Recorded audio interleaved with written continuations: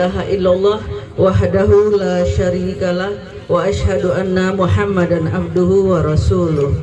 Rabbi shrah li sadri wa yassir li amri wahlul 'uqdatam min lisani yafqahu qawli. Amma ba'd. Yang sama-sama kita muliakan Al-Mukarram Bapak Ustadz Ahmad Junaidi beserta rombongan.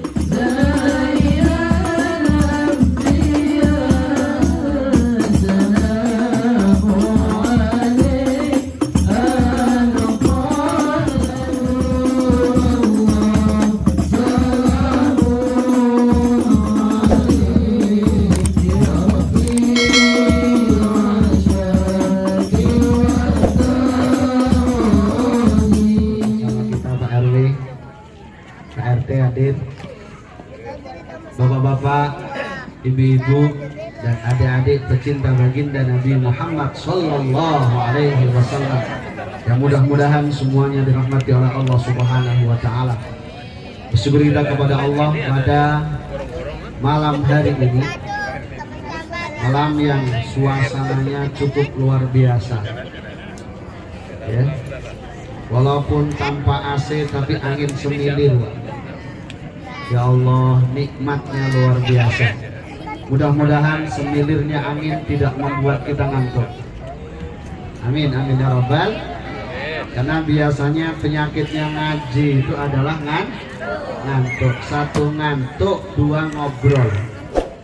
Di bengkong sana itu begitu, Bu. Insya Allah di film Mas gak ada yang ngaku. Insya Allah. Bapak Ibu yang kami muliakan, pada malam hari ini kita masih memperingati hari lahirnya baginda Nabi Muhammad Sallallahu Alaihi Wasallam, yang biasa disebut dengan Maulid. Maulid itu bahasa Arab yang sekarang kayaknya sudah ya menjadi kayak bahasa Indonesia, serapan dari bahasa Arab. Maulid, ada juga sebagian yang menyebutnya maulud. Kalau maulid itu adalah saatnya lahir, kalau maulud itu bayi yang dilahirkan. Ya, mau maulid, mau maulud, betul semuanya. Ya, yang tak betul orang bermaulid dia kebanyakan mulut. Kira-kira, ada nggak kira-kira? Bid'ah itu. Insya Allah di Kilamas gak ada, aman. Insya Allah. Apa sih hakikat maulid itu? Dalam sebuah hadis, baginda Nabi Muhammad Sallallahu Alaihi Wasallam, suatu saat beliau pernah ditanya tentang alasan yang melatar belakangi beliau suka puasa pada hari Senin. Kayak saya lihat sekilas dari depan, insya Allah ibu-ibu yang di depan saya itu banyak atau sering puasa hari Senin. Dari mana Pak Ustadz tahu? Kayaknya banyak yang kurus daripada yang itu, HRW ya. Karena husnuzon kita kalau lihat orang yang kurus, insya Allah sering puasa. Bukan karena tekanan batin, bukan. Walaupun di sana ada juga yang kurus karena suaminya buka cabang. Tapi sekilas di sini kelihatannya suaminya insya Allah suami setia, Bu. Tenang aja. Bukan setiap kecamatan ada loh ya. Setia betul. Insya Allah. Rasul ketika beliau ditanya apa yang melatar belakangi beliau suka melakukan puasa hari Senin, jawaban beliau, fihi wulidtu wa fihi unzila alayya. Karena pada hari Senin aku dilahirkan dan pada hari itu juga Al-Quran diturunkan kepadaku. Baginda Nabi memperingati hari lahirnya dengan melakukan ibadah. Ibadah apa yang beliau lakukan? Yaitu ibadah puasa. Umatnya memperingati hari lahirnya, beliau juga melakukan ibadah. Apa ibadah yang dilakukan oleh umat? Bagi-bagi jeruk, bagi-bagi pisang, bagi-bagi salak. Ini bagian daripada ibadah. Sedekah ibadah bukan? Ya. Bersolawat ibadah bukan? Ya. Menyebut kisah Nabi bagian dari ibadah bukan? Wa kullan naqussu 'alaika min amba'ir rusuli ma nusabbitu bihi fu'adak. Allah menyebutkan kisah nabi-nabi terdahulu untuk memantapkan, untuk meyakinkan, ya, untuk menenangkan hati baginda Nabi Muhammad sallallahu alaihi wasallam. Orang selevel Nabi itu pernah galau. Ya, ibu-ibu pernah galau? Sering. Apa sebab? Ini ada suaminya tadi. Galau.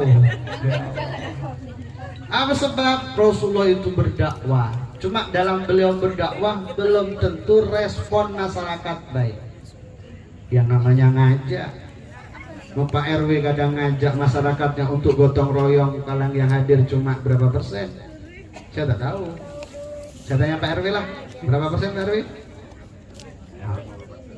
Tak sampai 50%. Insya Allah ini termasuk yang ahli gotong royong. Insya Rasul dalam berdakwah responnya tidak selamanya positif. Terkadang Rasulullah sangat mengharap agar orang yang diinginkan beliau mendapatkan hidayah dapat, tapi kenyataannya tidak. Oleh karena itu Allah menyebutkan kisah Nabiullah Nuh. Nabi Nuh itu diutus menjadi Rasul selama 950 tahun. Berdakwah beliau yang beriman cuma 83 orang. Kita seyogyanya mengikuti jejak Nabi, mengajak minimal kalau tidak lingkup yang besar ke lingkup terkecil, yaitu keluarga. Ngajak siapa itu? Anak-anak kita. Adik-adik sholat subuh nggak? Jam berapa sayang? Sekalian duha. Jam 7. Kata bapak-bapak dijamak dengan duha, betul nggak? Insya Allah adik-adiknya ahli sholat subuh, apalagi bapak-bapaknya. Di sana Bu, di sana, jauh sana. Ya, ada bapak-bapak susah betul dibangunin sholat subuh. Di Vilamas gimana? Bapak-bapak sholat subuhnya gimana? Rajin. Ada nggak yang kira-kira susah dibangunin sholat subuh bapak-bapaknya? Nggak ada. Alhamdulillah, hebat berarti. Yang bangunin biasanya ibu-ibu atau bapak-bapak sih Bu? Bapak-bapak bangunin ibu-ibu atau ibu-ibu bangunin bapak-bapak? Hah? Kata bapak-bapak yang bangunin ibu. Jadi gimana Bu? Betul? Bapak-bapak bangun ibu-ibu. Susah nggak ini dibangunin ini? Kepengen tahu agar suami mudah dibangunin subuh? Oh jangan, itu kasar itu mainnya. Yang halus. Rasul itu kalau ngajak halus dulu. Coba bisikkan ke telinganya Bang, tambuh cik Bang. Tak tambuh aku tak tahu. Pak RW tahulah dulu Bapaknya. Beliau tahu tambuh cik nasi anget loh. Pak Ustaz tahu aja. Ya Allah. Yang kedua, dalam Al-Qur'anul Karim Allah Subhanahu wa taala berfirman, "Qul bi fadlillahi wa bi rahmatihi fabidzalika falyafrahu." Katakanlah Muhammad, disebabkan anugerah Allah dan rahmatnya maka hendaknya mereka merasa bahagia. Ada dua hal di mana Allah perintahkan kepada kita untuk merasa bahagia. Satu adalah anugerah Allah, yang kedua adalah rahmatnya. Apa yang dimaksud dengan anugerah Allah? Syekh Jalaluddin As-Suyuti beliau menegaskan, yang dimaksud dengan anugerah Allah adalah ilmu yang Allah berikan kepada manusia. Karena ilmu itulah Allah Subhanahu wa taala mengangkat derajat manusia. Yarfa'illahu alladhina amanu minkum walladzina utul ilma darajat. Allah angkat derajatnya mereka, syaratnya beriman. Yang kedua adalah berilmu. Malaikat dengan manusia itu mulia mana ya? Dulu awal Allah menciptakan Nabi Adam, Allah perintahkan kepada malaikat untuk sujud. Yang dimaksud sujud bukan berarti sujud seperti yang biasa kita lihat. Tidak lain dan tidak bukan, yang dimaksud sujud adalah hormat. Kenapa tidak bisa diartikan sujud? Karena sujud kepada selain Allah hukumnya haram. Kalau hormat gak apa-apa. Allah perintahkan malaikat untuk menghormati Nabi Adam alaihi salatu wassalam. Jadi kalau hormat kepada selain Allah boleh. Hormat kepada sang bendera merah putih boleh. Di Batam ini Bapak Ibu yang kami muliakan, beberapa bulan yang lalu ada informasi ada anak sekolah tidak berkenan untuk hormat ke bendera merah putih dengan alasan kalau hormat dianggap syirik, kafir. Loh, ini kelihatannya ada yang salah dalam memaknai sujud. Sekedar hormat, yang namanya malaikat hormat kepada Nabi Adam, nggak apa-apa. Andaikan hormat kepada selain Allah itu hukumnya haram, pasti Allah tidak akan memerintahkan kepada malaikat untuk hormat kepada Nabi Adam. Nyatanya Allah perintahkan, berarti itu boleh. Oleh karena itu, Bapak Ibu yang kami muliakan, pada momentum Maulid ini Al-Fakir menghimbau, andaikan mau menyekolahkan anak, tolong selektif.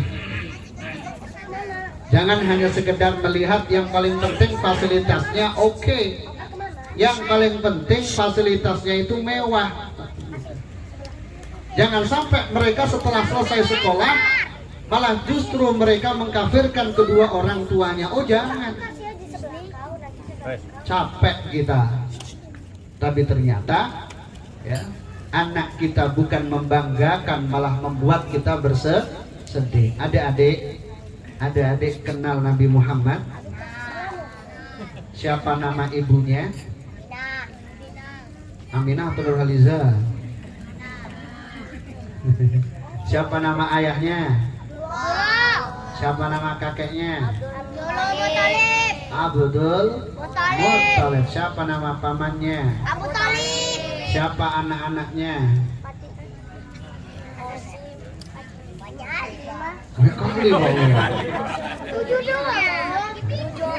Tujuh doang loh. Thayyib, Qasim, Ibrahim. Siapa lagi? Thayyib, Thahir, Qasim, Ibrahim. Laki-laki. Yang perempuan? Fatimah. Siapa lagi? Ummu Kulsum. Siapa lagi? Siti Nurhaliza, Siti Nurbayal, Zainab. Siapa lagi? Ruqayyah. Hafal semuanya? Laki-laki udah hafal tadi? Thayyib, Thahir, Qasim, Ibrahim. Hafal? Zainab, Ruqayyah, Ummu Kulsum, Fatimah. Udah hafal? Alhamdulillah. Nabi Muhammad tuh hidungnya mancung bahasa. Mancung bahasa. Nah, dalam Maulid Ad-Dibai tadi itu dikatakan hidungnya Nabi itu alifiyul anfi, bagaikan huruf alif, berarti mancung. Kulitnya Nabi Muhammad putih, bersih atau hitam kusam? Rambutnya Nabi Muhammad keriting, keribu, atau bergelombang, atau kurus bagaikan mie. Apa itu? Bergelombang. Sekarang nih banyak orang yang ngaku jadi nabi.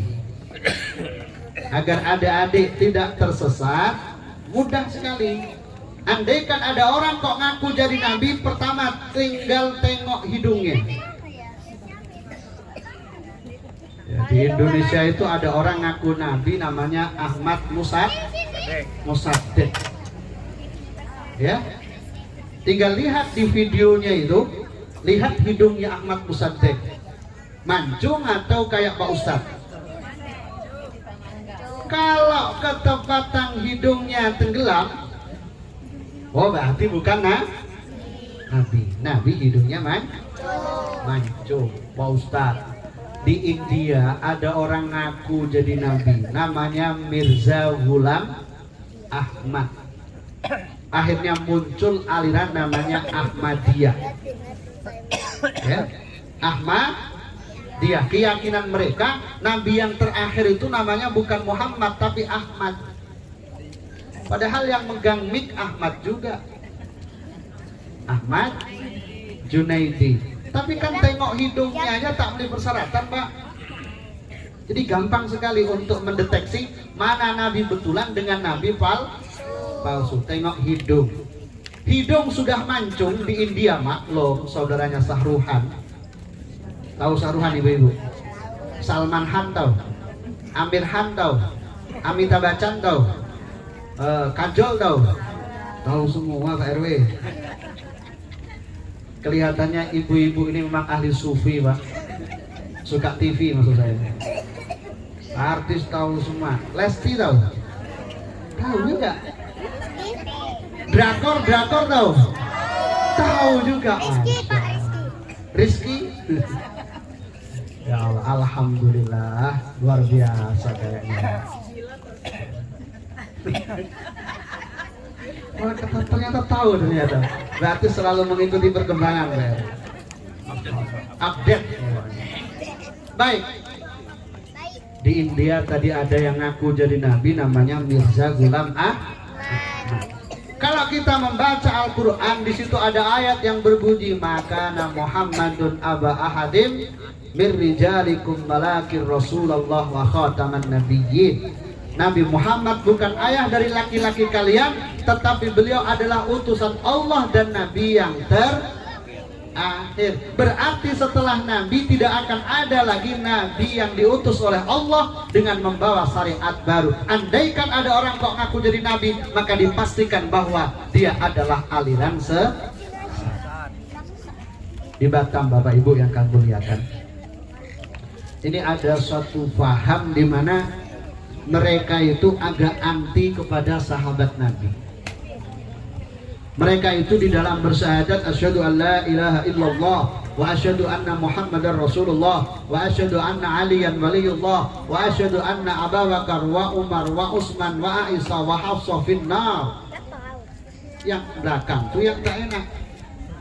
Aku bersaksi bahwa Abu Bakar, Umar, Utsman, Aisyah, Hafsah masuk neraka semua katanya. La haula wala quwata illa. Makanya orang tua kita dulu mengajarkan kepada kita untuk sesering mungkin baca Al-Barzanji. Di Al-Barzanji itu seperti yang kita baca tadi itu ada ya Rabbi wardani sahabah, ya Rabbi wardani sulala, ya Allah ridhoilah sahabat Nabi, ya Allah ridhoilah keturunan Nabi. Ulama-ulama kita ketika dulu pada abad yang keempat ada gerakan untuk membenci sahabat Nabi, mereka punya ide kreatif. Di sela-sela pelaksanaan sholat tarawih disebutkan sahabat-sahabat senior Nabi. Al-Khalifatul Awal Abu Bakr Siddiq radhiyallahu an. Itu sebenarnya asal usulnya adalah ketika dulu ada gerakan untuk membenci sahabat Nabi, maka ulama kita ada gerakan untuk mencintai sahabat Nabi. Di sela-sela sholat tarawih didoakan radhiyallahu an, mudah-mudahan Allah meridho. Al-Khalifatus Tsani Umar bin Al-Khalifatus Tsalis Utsman bin Affan. Itu dulu. Mulai abad yang keempat sampai sekarang, alhamdulillah di Bengkong Permai masih ada. Di Vilamas masih ada. Alhamdulillah. Itu artinya insya Allah warga Vilamas mencintai Nabi dan mencintai keluarga Nabi. Karena bukti kecintaan seseorang kepada Rasulullah diantaranya adalah harus mencintai orang yang dicintai oleh Nabi. Yang kedua, mencintai kepada keturunan Nabi. Ya Rabbi wardo anis sulalah. Jangan sampai hanya gara-gara beda pilihan, entah itu saat pilpres atau saat apapun itu, membuat kita membenci keturunan Nabi. Kadang keturunan Nabi yang di Indonesia itu dikenal dengan Habib, dikenal dengan Syarif. Orang Sumatera sebut biasanya Syarif, Syarif Kasim. Kepulauan Riau biasanya menyebutnya Said. Orang Jawa kadang nyebutnya Habib. Kalimantan sama. Orang Madura nyebutnya Iye. Semua itu bagian daripada keturunan Rasulullah Shallallahu Alaihi Wasallam, di mana kita wajib untuk menghormati mereka. Perbedaan pemikiran biasa. Yang harus kita lakukan adalah saling menghargai. Pikiran Habib A begini, Habib B begini. Jangan sampai kita diadu domba. Ya. Nanti kalau pilpres itu ya penting istikharah, mohon petunjuk kepada Allah. Oh ternyata kelihatannya si A baik, coblos itu. Itu aja. Jangan terlalu larut. Jangan sampai gara-gara pilpres suami istri cerai, Pak.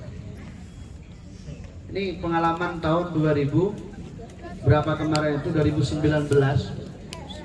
Satu dukung A, satu dukung B. Cerai. Padahal yang didukung di atas itu jadi semua. Nggak jadi presiden, jadi menteri. Yang di bawah sudah terlanjur cerai. Yang jadi korban siapa? Anak-anaknya. Udah, pokoknya besok jangan terlalu serius. Pokoknya istikharah, lalu kemudian mohon petunjuk kepada Allah, coblos. Beliau sudah menyebutkan. Terus pokoknya atur sajalah, Bu. Ya, saya khawatir pilihannya bisa beda lagi nanti. Ini selalu dinamis. Yang paling penting mohon petunjuk kepada Allah. Siapapun yang jadi itu adalah orang pilihan. Insya Allah. Siap beda. Kalau sama dah biasa itu. Yang sulit kan ketika beda. Bisa nggak kita menghargai ketika terjadi perbedaan? Jangan lagi ada kampret dan heboh. Udahlah. Apalagi di Batam. Batam ini bisa dikatakan miniaturnya Indonesia. Suku apapun ada di kota Batam. Tanyalah Pak RW. Insya Allah di Vilamas suku Jawa ada nggak? Suku Melayu ada nggak? Padang ada nggak? Aceh ada nggak? Bugis ada nggak? Ada. Flores ada nggak? Nah kan? Pokoknya semua suku ada. Oleh karena itu kita harus saling menghargai. Kemuliaan seseorang tidak dilihat dari sukunya, tidak. Inna akramakum indallahi atqakum. Sungguh yang paling mulia di antara kalian adalah orang yang paling bertakwa. Takwa betul, bukan takut istri tua. Takwa, takut istri tua. Enggak, tenang aja, Bun. Suami-suami di sini insya Allah suami istiqomah. Tenang aja. Istiqomah, ikatan suami takut istri di rumah. Enggak, insya Allah beliau baik-baik semua. Insya Allah. Betul Pak Haji. Tanya aja beliau. Ya Allah. Kemudian yang ketiga, selain harus mencintai sahabat Nabi, keturunan Nabi, yang paling penting adalah mencintai umat Nabi. Pandang mereka dengan pandangan kasih sayang. Jangan ada kebencian di antara kita. Yang namanya salah insya Allah lumrah. Ibu-ibu ada nggak yang hari ini nggak pernah maksiat sama sekali? Hari ini, tunjuk tangan lah Bu. Hari ini nggak punya dosa, ada nggak? Saya kok nggak yakin. Bapak-bapak ada yang hari ini nggak punya dosa?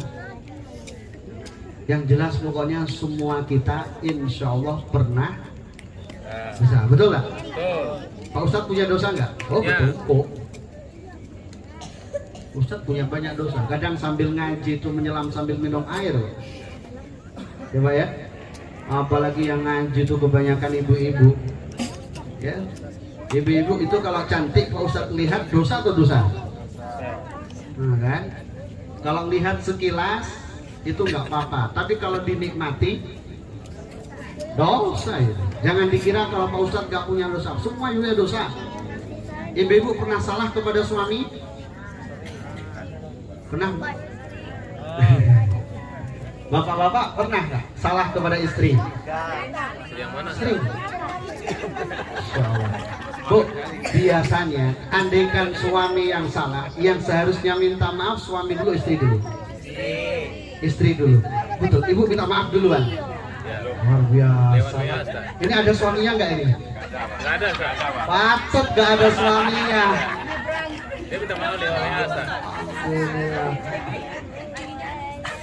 Luar biasa. Nabi Muhammad beliau memang pribadi yang mudah memaafkan. Beliau adalah pribadi yang tidak pernah gengsi minta maaf. Contoh, adik-adik pernah berantem tadi? Nggak pernah. Bohong. Pernah berantem sama kakaknya nggak? Pernah. Ini yang bilang pernah. Kira-kira adik-adik minta maaf tak? Hah? Oh, minta maafnya nunggu lebaran. Kalau nggak sampai lebaran Israel sudah merindukan gimana coba? Kan bahaya tuh. Yang jelas ya, kata baginda Nabi Aisyah, kunci agar kita husnul khotimah, andaikan kita diwafatkan pada malam hari ini, insya Allah kita bisa menjadi ahli jannah, ahli surga, adalah kita hidup diridhoi oleh semua manusia. Dengan cara bagaimana? Mendoakan mereka. Allahumma gfir lil muslimina wal muslimat. Kita doakan, doain doanya yang doa kebaikan. Ya. Jangan sampai ada kebencian. Ada istri merajuk sampai 2 hari tak tanya kepada suaminya. Ya Allah, mudah-mudahan di Vilamas gak ada. Ada gak? Merajuk 2 hari, dan itu kadang bilang pulangkan saja aku pada orang tuaku. Lagunya siapa Bu? Bukan Lesti, Lesti belum punya lagu lagi. Yang dihafal Lesti terus dia. Saya juga tak tahu ada apa dengan Lesti itu. Lesti belum lahir lagi kata Pak RW. Ya Allah. Rasulullah ketika awal beliau berjuang di Makkah untuk mengenalkan Allah Subhanahu wa Ta'ala, ujiannya cukup berat. Bahkan di antara orang yang paling getol menolak dakwah Rasulullah adalah orang yang dekat dan nasib kerabatnya. Siapa itu? Abu-abu. Ada Abu Jahal, ada Abu Lahab, ada Abu Sufyan. Terus pokoknya banyak abu-abu lah pokoknya. Janda sekarang. Sekarang Abu Janda katanya. Ada juga Abu Gosok. Tahu Abu Gosok? Itu abangku katanya. Panggilnya di Palembang Abu Gosok. Dipanggil di Palembang katanya namanya Abu Gosok. Jadi Batam panggilannya siapa? Koko. Nah, enak Pak ya. Ya Allah. Nabi Muhammad Sallallahu Alaihi Wasallam beliau diuji begitu berat. Orang yang paling menentang akan perjuangan beliau adalah keluarganya, Abu Jahal, Abu Lahab dan seterusnya itu. Bahkan orang-orang yang menentang akan dakwah beliau berupaya mengintimidasi, bahkan membunuh Rasul. Tapi Allah Subhanahu wa Ta'ala menyelamatkan. Bahkan Allah memerintahkan kepada Nabi Muhammad untuk hijrah dari Makkah ke Madinah. Tujuannya apa? Untuk mendapatkan hal yang lebih baik. Banyak bapak-bapak, ibu-ibu hijrah dari kampung ke kota Batam supaya melakukan perubahan. Memang hidup itu harus melakukan perubahan.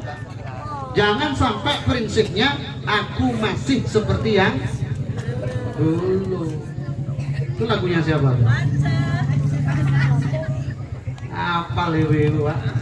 Aku masih seperti yang. Kalau aku masih seperti yang dulu berarti nggak ada peningkatan. Harusnya hari ini harus lebih baik daripada hari yang kemarin. Hari ini harus lebih baik daripada hari yang kemarin. Makana yamuhu syarran min amsihi. Barang siapa yang hari ini lebih buruk daripada hari yang kemarin, maka dia adalah orang yang dilaknat oleh Allah. Wa man kana yamuhu, barang siapa yang hari ini ka'amsihi, masih sama dengan hari yang kemarin, maka dia adalah orang yang merugi. Orang yang beruntung di mana? Orang yang selalu berupaya untuk melakukan perubahan. Dari yang semula belum baik menjadi baik, dari yang semula sudah baik menjadi lebih baik. Itulah yang dialami oleh Rasulullah, itulah yang dilakukan oleh Rasulullah, itulah keteladanan yang diberikan oleh Rasulullah SAW. Kita berupaya untuk memperbaiki lingkup terkecil kita, yaitu keluarga. Khairukum li ahli. Yang paling baik di antara kalian adalah orang yang paling baik kepada keluarga. Ibu-ibu baik dengan keluarga, baik dengan teman, baik. Kira-kira lebih baik dengan teman atau dengan keluarga? Kira-kira kalau adik berutang 2 juta, kemudian teman utang 3 juta, lebih didahulukan mananya? Adik atau teman? Yakin? Kadang ada orang itu kalau dengan teman itu baik betul, tapi kalau dengan keluarga tak baik. Temannya telepon, coy, ada duit 3 juta, oh siap, kirim aja rekening, totot SMS banking. Begitu adiknya yang utang, Kak, ada duit Kak? Berapa tuh? 1,5 aja Kak. Ah kau nih utang kemarin belum dibayar, belum ngasih, sudah ngungkit hutang. Mudah-mudahan Bapak Ibu nggak ada yang punya hutang. Lihat nggak ada yang ngambilin, berarti memang nggak punya. Kalau memang punya banyak utang, insya Allah ngambilinya banyak, amin begitu. Alhamdulillah, lihat rumahnya dah bagus-bagus ini, insya Allah dah daftar haji semua. Udah lunas semua kan Bu? Orang itu berkewajiban haji andaikan dia punya aset yang andaikan dijual bisa untuk biaya ibadah haji walaupun pulang miskin. Nah ini saya lihat rumahnya cantik semua. Oh berarti sudah kewajiban Pak Ustadz. Kayaknya mau dijual berat ini Pak Ustadz. Ya udahlah, jual teras aja. Jual kamar 1 atau disewakan lah. Ya. Yang paling penting kalau bisa jangan disekolahkan Pak RW ya. Kadang disekolahkan itu agak sedikit gimana begitu. Ada yang rumahnya disekolahkan? Banyak. Ibu kok tahu? Bu RW ya? Tanda tangan nggak Bu RW ya? Ya Allah, ya Allah. Baik, Rasulullah beliau adalah sosok pribadi yang mudah memaafkan. Ketika beliau menaklukkan kota Makkah, orang yang ada di Makkah pada saat itu adalah orang-orang yang dulu sangat memusuhi baginda Nabi. Bahkan ada di antara mereka yang mencoba ingin membunuh Nabi. Tapi ketika beliau menaklukkan kota Makkah, Rasul mengatakan kepada mereka, wahai penduduk Makkah, tahukah kalian apa yang akan kuperbuat kepada kalian? Penduduk Makkah mengatakan, Antal karim, ibnu akhil karim. Kau adalah laki-laki yang mulia, anak dari saudara kami yang mulia. Oleh karena itu kata baginda Nabi, idhabu antum tulaqa, pergilah kalian karena kalian adalah orang yang bebas. Di antara orang yang masuk Islam pada saat itu yang namanya Hindun. Hindun itu adalah merupakan orang yang sangat keji sebelumnya. Ketika terjadi perang Badar, ada Utbah bin Rabi'ah yang merupakan saudaranya dibunuh oleh Hamzah yang merupakan paman Nabi.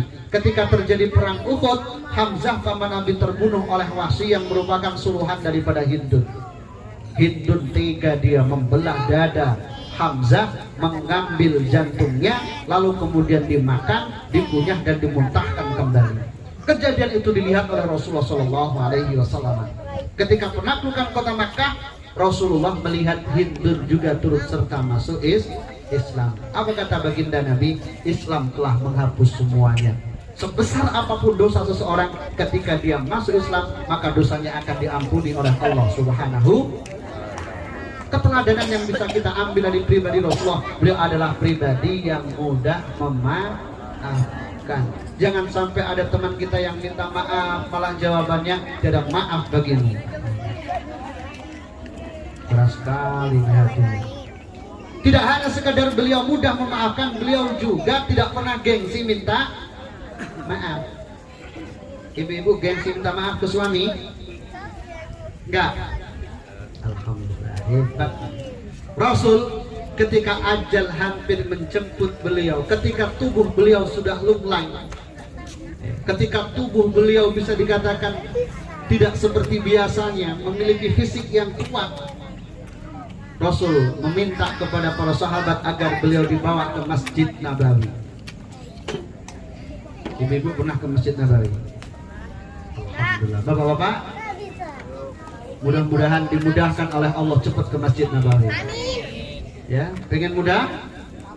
Sesering mungkin baca Al-Waqi'ah, baca surah Yasin, baca surah Al-Hajj. Surah-surah itu dibaca tak berangkat juga, ambil surat tanah, ambil surat rumah, ambil surat mobil, untuk dibawa ke Pegadaian untuk mengatasi masalah tanpa mas.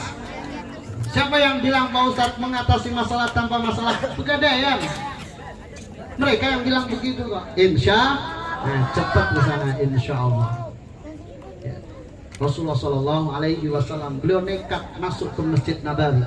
Lalu kemudian beliau mengatakan kepada para sahabatnya, jika ada di antara kalian yang dulu pernah aku sakiti ataupun aku zalimi, maka saat ini adalah merupakan saat yang paling tepat untuk menuntut balas. Sahabat terdiam semua, suasana hening. Lalu kemudian baginda Nabi mengulang ucapannya, jika ada di antara kalian yang pernah aku sakiti ataupun aku zalimi, maka saat ini adalah merupakan saat yang paling tepat untuk menuntut balas. Ternyata tiba-tiba di belakang ada orang yang tunjuk tangan. Satu riwayat mengatakan beliau adalah Ukasha. Lalu kemudian baginda Nabi bertanya kepada Ukasha, Ukasha, kezaliman apa yang pernah aku perbuat kepadamu wahai Ukasha? Ukasha kemudian mendekat seraya mengatakan, ya Rasulullah, dulu saat engkau meluruskan barisan perang, entah kau sengaja ataupun tidak, kau pukul perutku dan saat itu aku betul-betul merasakan sakit. Oleh karena itu aku ingin sekali menuntut balas atas apa yang pernah kau lakukan. Lalu kemudian baginda Nabi mencoba untuk mengingat. Kemudian Rasulullah memerintahkan kepada Bilal untuk mengambil tongkat yang saat itu berada di rumah Fatimah. Fatimah kemudian bertanya, wahai Bilal, ini tongkat untuk apa wahai Bilal? Bilal kemudian menceritakan kronologis dari apa yang menyedihkan beliau mengambil itu tongkat. Fatimah kemudian beliau menangis.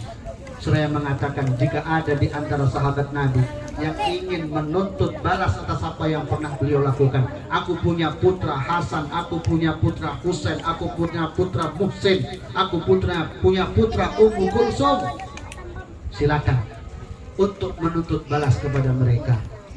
Rasulullah mendengar apa yang dikatakan oleh Fatimah. Lalu kemudian Fatimah mengatakan, wahai Fatimah, ini bukan antara urusan dia dengan cucuku, tapi antara urusan dia denganku wahai Fatimah. Lalu kemudian Bilal menyerahkan tongkat itu kepada Ukasha. Ukasha semakin mendekat dan mendekat. Begitu dekat Ukasha mengatakan kepada Rasulullah, ya Rasulullah, dulu saat engkau memukul perutku aku tanpa mengenakan baju wahai Rasulullah. Ketika aku ingin membalas atas apa yang pernah kau lakukan ya Rasulullah, aku sangat mengingat engkau juga berkenan untuk membuka bajumu wahai Rasul. Dibuka baju Rasulullah. Lalu kemudian Ukasah semakin mendekat. Ketika jarak begitu dekat, Ukasah kemudian membuang tongkatnya, lalu kemudian ia memeluk Rasulullah seraya mengatakan, ya Rasulullah, sebelum ajalku dan ajalmu menjemput, aku ingin sekali menempelkan kulitku dan kulitmu, karena aku yakin bahwa kulit yang menempel kulitmu tidak akan pernah tersentuh oleh api neraka. Tapi pelajaran yang bisa kita ambil dari kisah tersebut adalah Rasulullah walaupun dalam Maulid At-Tiba dikatakan wa kana sallallahu alaihi wasallam ahsanan nasi khalqan wa khuluqa, Rasulullah adalah manusia yang paling baik dari penciptaannya ataupun akhlaknya. Beliau tidak pernah gengsi untuk minta maaf. Begitu juga mudah-mudahan kita sebagai suami, mudah-mudahan kita sebagai istri, mudah-mudahan kita sebagai guru, mudah-mudahan kita sebagai murid, kita tidak pernah gengsi untuk minta maaf. Karena apa? Semua orang punya potensi melakukan kesalahan. Orang yang baik tidak hanya mereka yang tidak pernah melakukan kesalahan, tapi juga mereka yang pernah salah namun dia berkenan untuk kembali kepada Allah Subhanahu wa ta'ala. Azam at-taibu minadz-dzambi kaman la dzambalah. Orang yang bertaubat dari dosanya itu seperti orang yang tidak punya dosa. Mudah-mudahan dosa-dosa kita diampuni oleh Allah Subhanahu wa ta'ala, berkah mahabbah kita, berkah cinta kita kepada Rasulullah sallallahu alaihi wasallam. Ya, seekor anjing yang memiliki kecintaan kepada Ashabul Kahfi, ternyata dia kelak akan masuk surga. Apalagi kita yang insya Allah beriman dan memiliki rasa mahabbah kepada Rasulullah, insya Allah kelak akan bersama Rasulullah Sallallahu Alaihi Wasallam di surganya. Amin amin ya rabbal alamin. Al-Fatihah. Alhamdulillahirabbil alamin. Iyyaka na'budu wa iyyaka nasta'in ihdinas siratal mustaqim siratal ladzina an'amta 'alaihim. Allahumma shalli wa sallim ala sayyidina Muhammad wa ala ali sayyidina Muhammad. Alhamdulillahirabbil alamin. Hamdan yuwafi ni'amahu wa yukafi'u mazidah. Rabbana ya Rabbana taqabbal minna innaka antas samiul 'alim wa tub 'alaina innaka antat tawwabur rahim. Rabbana zalamna anfusana wa illam taghfir lana wa tarhamna lanakunanna minal khasirin. Allahumma habbib ilaina al-iman وزينه في قلوبنا وكره لنا الكفر والفسوق والعصيان واجعلنا من الراشدين. اللهم قنعنا بما رزقتنا وبارك لنا فيما اعطيتنا واخلف على كل غيبة لنا منك بخير. اللهم لا تدعنا في مقامنا هذا ذنبا الا غفرته ولا عيبا الا سترته ولا هما الا فرجته ولا دينا الا قضيته ولا مريضا الا شفيته واصلحته ولا حاجة من حوائج الدنيا والدين الا قضيتها ويسرتها يا رب العالمين. اللهم انا نسألك ايمانا كاملا ويقينا صادقا ولسانا ذاكرا وقلبا خاشعا ورزقا واسعا. اللهم بحرمة هذا النبي الكريم عليه وصحبه سالكا على منهجه القائم اجعلنا من خيار أمتي. Ya Allah, disebabkan kemuliaan baginda Nabi dan keluarganya ya Allah dan para sahabatnya, jadikan kami sebagian dari umat pilihanmu ya Allah. Wasturna bidzaili hurmati, tutup aib-aib kami ya Allah. Wahsunna wadang fi zumratih, kumpulkan kami kelak bersama baginda Nabi ya Allah. Wastamil alsinatana fi madhi wa nusrati, jadikan lisan kami untuk selalu memuji baginda Nabi dan menolong agamanya ya Allah. Wa ahyina mutamassikina bi sunnatihi wa ta'ati, hidupkan kami dalam keadaan selalu berpegang teguh terhadap sunnah-sunnahnya ya Allah. Allahumma adkhilna ma'hul jannata fa innahu awwalu ma yadkhuluha. Ya Allah, masukkan kami ke dalam surgamu ya Allah, karena beliau adalah orang yang pertama kali memasukinya ya Allah. Wa anzilna ma'ahu fi kusuriha, tempatkan kami berada dalam surgamu bersama baginda Nabi ya Allah, karena beliau adalah orang-orang yang pertama memasukinya. Allahumma arhamna idza syuna min ashabil qubur. Ya Allah, sayangi kami kelak ketika kami menjadi ahli kubur ya Allah. Allahumma arhamna idza syuna min ashabil qubur wa wafiqna li amalin sholihin yabqa sanahu ala mamarri tuhur. Berikan taufikmu kepada kami, berikan pertolonganmu kepada kami untuk beramal soleh di sisa-sisa usia kami ya Allah. Allahumma ij'alna li alaika dzarikirin. Ya Allah, jadikan kami sebagian dari hambamu yang selalu mengingat akan besarnya anugerah yang telah kau berikan kepada kami ya Allah. Wali ni'maika syakirin, dan bersyukuri akan nikmat-nikmat yang telah kau berikan kepada kami ya Allah. Allahumma askina min haddi nabiyyika Muhammadin sallallahu alaihi wasallam syarbatan hani'atan la nadma'u ba'daha abada. Ya Allah, berikan minuman kepada kami ya Allah, dari minuman telaga baginda Nabi yang dengan meminumnya kami tidak akan haus untuk selamanya ya Allah. Allahumma ya Allah, bimbing kami, bimbing keluarga kami, bimbing putra-putri kami menjadi putra-putri yang salih dan salihah, keluarga yang sakinah, mawaddah warahmah, lingkungan-lingkungan yang bi'ah salihah, yang kondusif ya Allah. Tidak ada kebencian di antara kami ya Allah. Wujudlah kecintaan di antara kami karenamu ya Allah. Rabbana atina fid dunya hasanah wa fil akhirati hasanah wa qina adzabannar. Subhana rabbika rabbil izzati amma yasifun. Wassalamu alal mursalin walhamdulillahi rabbil alamin. Sekian dari kami, mohon maaf atas segala kesilapan. Assalamualaikum warahmatullahi wabarakatuh.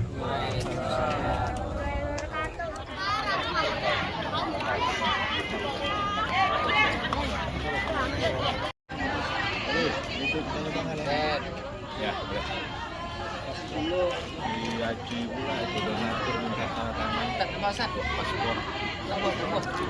Kami awak bertiga jana nak. Ini yang baru.